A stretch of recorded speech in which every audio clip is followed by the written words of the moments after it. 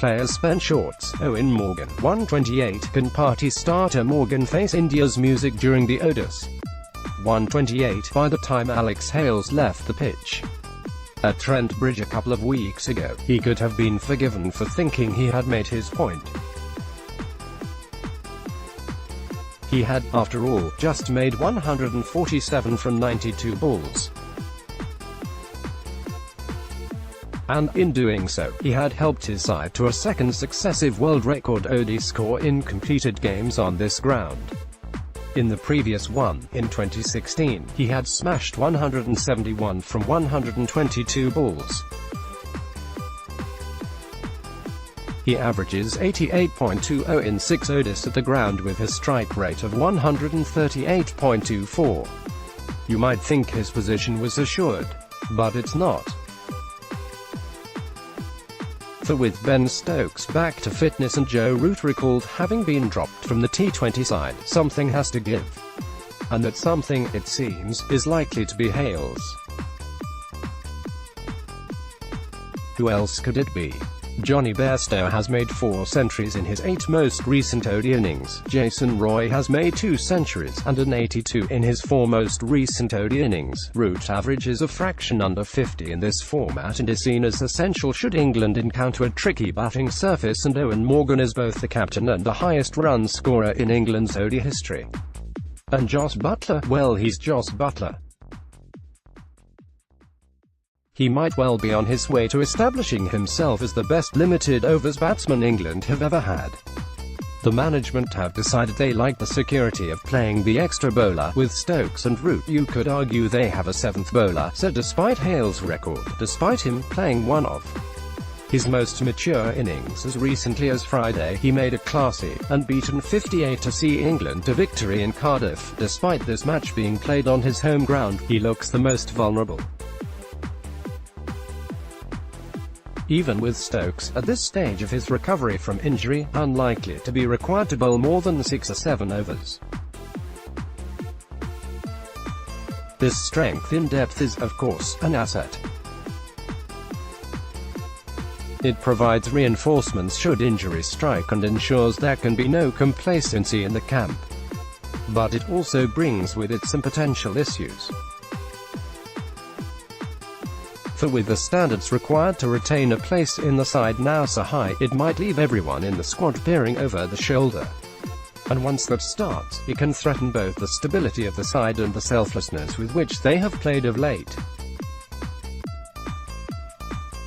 Morgan's recent record, for example, is comfortably the least impressive of the batsmen. But while it would be fairly typical of England's previous World Cup campaigns to abandon a long-held plan in the run-up to a tournament, you would think that lessons have been learned and nobody is seriously suggesting one of the architects of England's revival should be dropped. England could do without a situation where a couple of poor games results in a player's position coming under scrutiny, but once you leave a man like Hales out, it seems inevitable.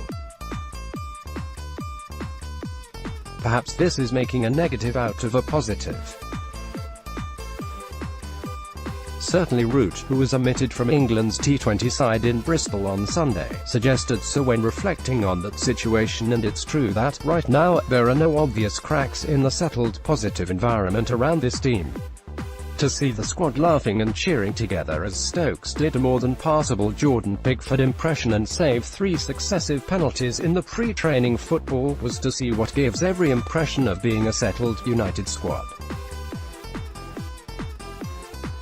The next few months may require some careful management, though being left out is a great motivator to make sure you're doing everything you can, Root said. It is always difficult being left out and you never liked it as a player, but it demonstrates the competition we have for places. It's part and parcel of having a really strong squad.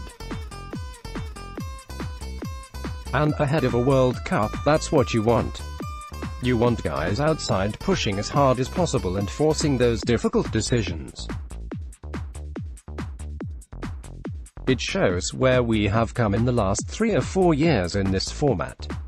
It can't be a bad thing. It is equally not a bad thing that England are likely to face an almighty test of the newly acquired reputation in ODI cricket over the next week or so, too. The long-term aim remains the World Cup, and the next few days will provide a pretty good gauge for both these sides where they are and what they need to improve. There are no guarantees, of course, and readers in Pakistan and Australia may disagree, but whoever beats these sides next year is likely to be very close to winning the tournament.